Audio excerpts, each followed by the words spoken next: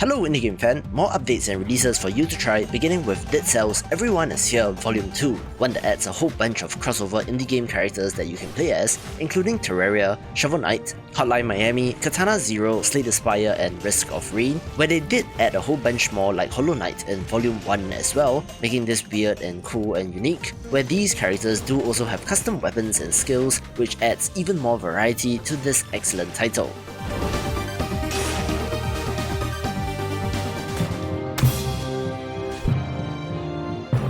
I have a couple of stragglers left over from October, such as Right and Down, a roguelite card-based dungeon crawler where you only have two buttons, move right or down, but is a lot more strategic than you might think, and it's a change of pace from the usual deck building aspect when it comes to this type of game.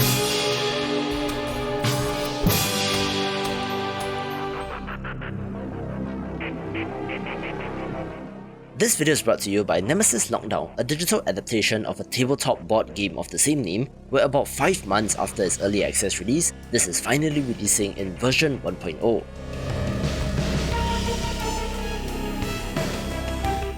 Most interestingly, this is an asymmetric multiplayer title where you're trapped within a Martian space base, having to fulfill your own unique objective while trying to survive the lockdown by hiding or escaping.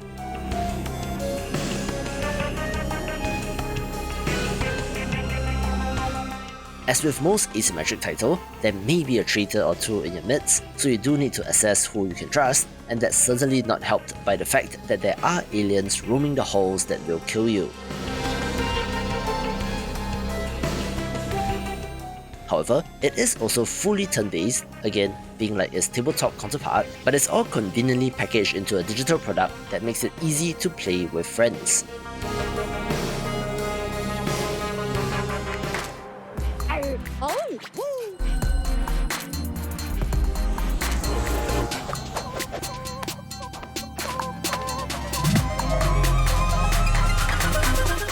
I really do like OlliOlli World from earlier this year, being one of the bigger games of interest this year, where their post-launch content roadmap continues to roll out with finding the Flowzone.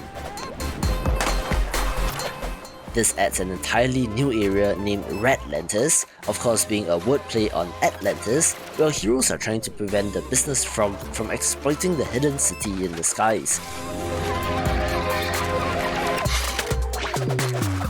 Since this is the second major DLC drop, I wouldn't recommend this if you don't love the base game, where more to do is always welcome for this flow state game.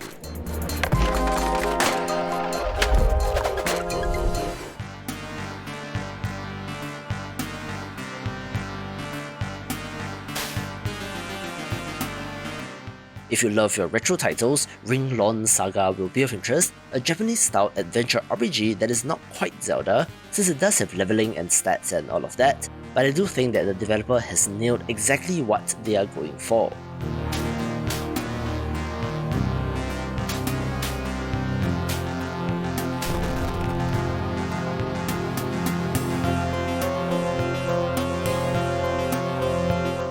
I do quite like the throwback visuals, but even if you've never played a game like this, I think it's worth a try, if only to get a taste of gaming history but with a modern polish.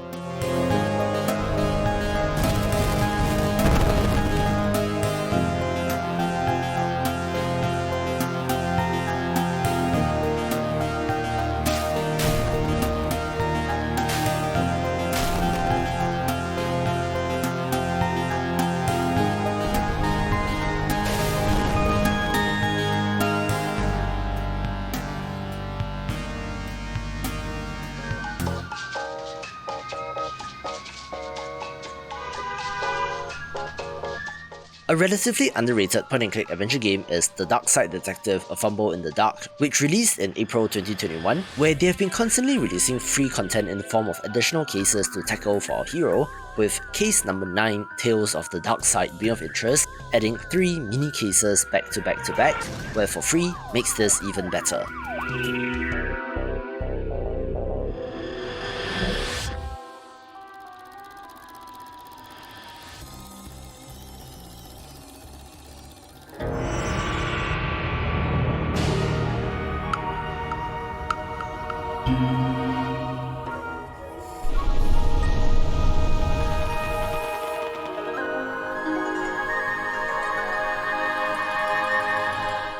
I was quite surprised to find out that TERRACOTTA released, where I thought that I saw somewhere that it got pushed to next year, where this pixel art title has long been on my watch list.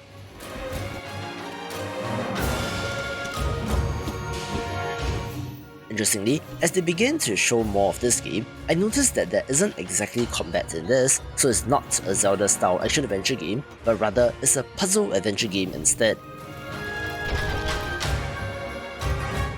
Don't get me wrong, there are still action sections and boss fights, but it appears that you're primarily dodging attacks and using the environment to dispatch off your enemies, looking like a different kind of game worth a look.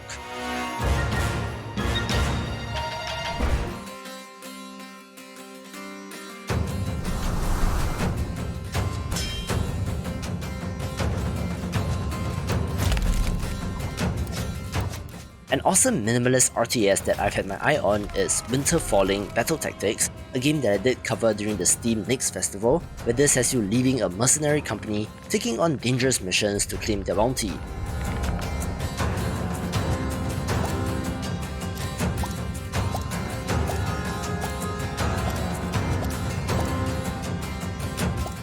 Despite using icons to represent units, there does seem to be a decent amount of strategy involved in battle, with a meta layer to consider as well.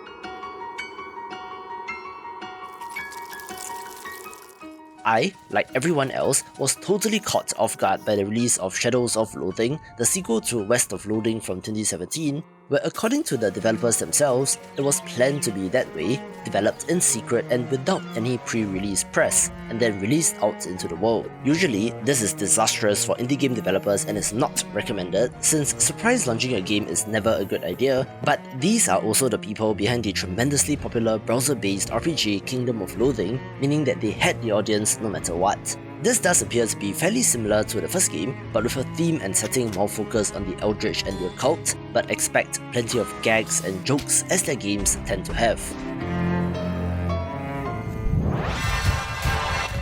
One of the best games of the year so far is this roguelite mining game, where it was kind of insane that despite not being an early access title, there was only one playable character in The Engineer, where the Assessor update to Domekeeper adds this new one, who is more on the mystical side, where everything changes in terms of physics and manipulation, which makes it very different. You can watch this for more of the best of 2022.